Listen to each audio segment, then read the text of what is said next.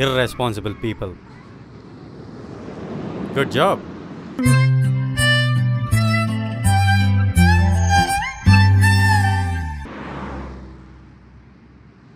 Array పోలీసులు రా. చా అట్టంగా దొరికిపోయినాం రా. ఒక్కొక్కటి చలాన్లు వేలలు ఉన్నాయి. ఇప్పుడు అవన్నీ తీసే కనుక బండం వేసుకోవాలి. అరే మీ అన్న కూడా పోలీసు దగ్గర రా, ఏదో ఒకటి చేసి మేనేజ్ చేయి. ఇప్పుడు ఇన్ని పైసలు అనుకో మా అయ్య ఇంట్లో కూడా రానియాడు. ఓకే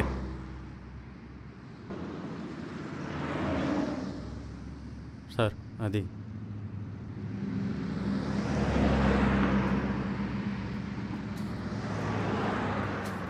చలోరా, అయిపోయింది.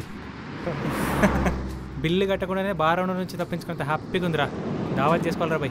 అరే ఎదవా, తాగడానికి ఏ చిన్న రీజన్ దొరికిన వదలవారా? అరే ఈసారి దావత్కి మీ అన్నకి పిలువురా, ఒక సెల్ఫీ తీసుకుందాం.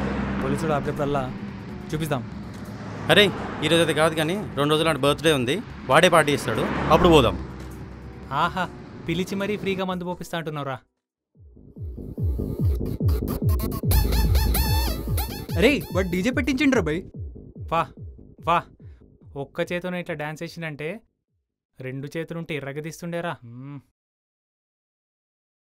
అవును బ్రదర్, మీరు అన్నట్టు 2 years బ్యాక్ 2 హ్యాండ్స్తోనే డ్యాన్స్ బాగా చేసేవాడిని. కానీ ఇప్పుడు ఒక చేయ కదా.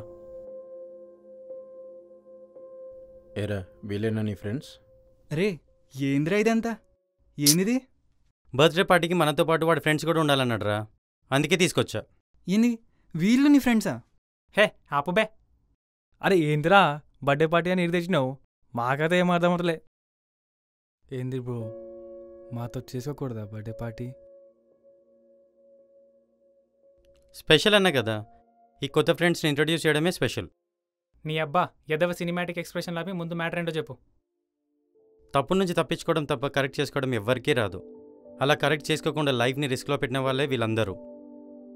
ఇంట్లో పేరెంట్స్ బయట పోలీస్ ఎంత చెప్పినా వినకుండా కొంతమంది ప్రాణాలు పోగా, ఇలా కొంతమంది చావుకి పరిచయమై తిరిగి వచ్చారు. నాతో పాటు ఎంతోమంది ఇలా. చూడు బ్రో, ముందెంత స్మార్ట్గా ఉంటే వాడిని,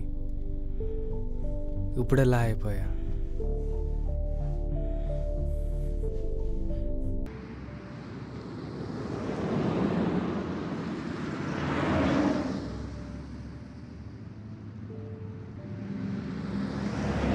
నడు నడు, రే రే పద పద పద.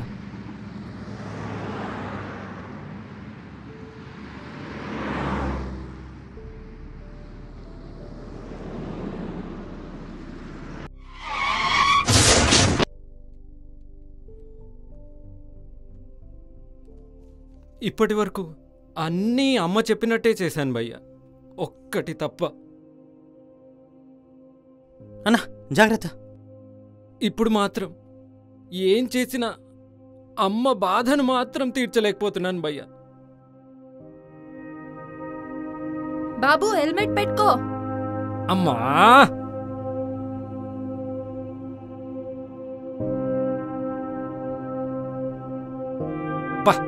ఈ తొక్కలో హెల్మెట్ ఒకటి.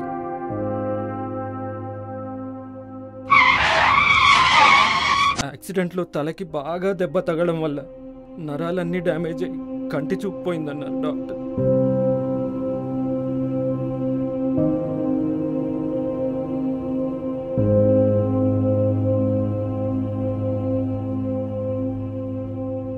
నన్ను చూసి బాధపడటానికి, నా బాధను ఓదార్చడానికి నేను ఎవరినీ లేకుండా చేసుకున్నాను.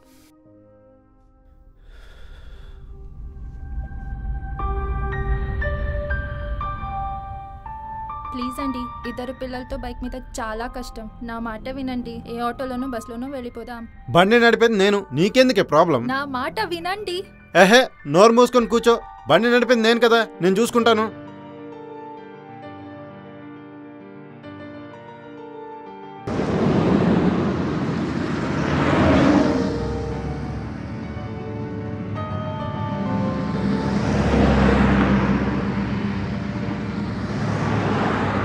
ఇది రాంగ్ రూట్ అండి, అటు. నువ్వు ఆగు, నాకు తెలుసు కదా.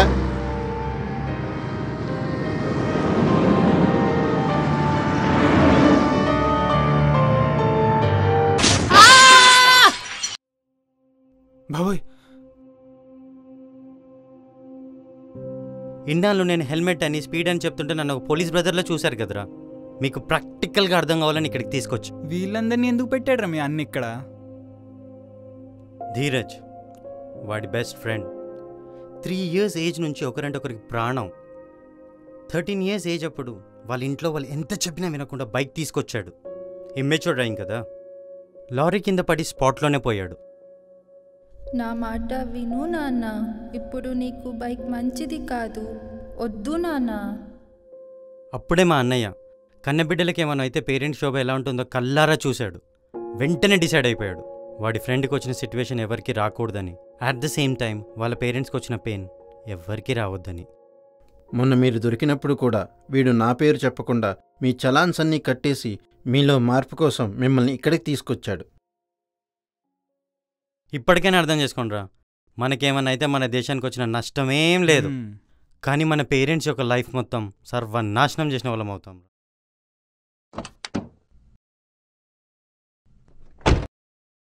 Hello hi sir. వీడే మా తమ్ముడు. Hello hi sir. తను ఈ ఏరియా సిఐ సార్. తన హెల్ప్తోనే మా అన్నయ్య మొత్తం ఇదంతా చేయగలుగుతున్నాడు. నిజంగానే స్పెషల్ పార్టీ రాది. లైఫ్లో మర్చిపోకుండా చేసినావు. అరే టూ మచ్ ఫన్ కోసం పిచ్చేషాలు వేస్తే ఫేట్ గిట్లా మారుతుందని మస్తు చూపించినారా బాయ్, మస్తు చూపించిన. మా అయ్య నన్ను రోజు గలీజ్గా రోడ్ల మీద తిరుగుతావని తిరుగుతాడు కానీ పొరపాటున ఇట్లా ఏ కాలో చెయ్యో పోతే మాత్రం అస్సలు తట్టుకోలేడురా బాబు. ఈ స్టంట్లకు వాటికో దండం రా. స్టంట్లొద్దు మన్నొద్దు. ఇక నుంచి రోడ్ల మీద చక్కగా పోదాం. అమ్మయ్యా, ఇప్పుడు నాకు హ్యాపీగా ఉందిరా.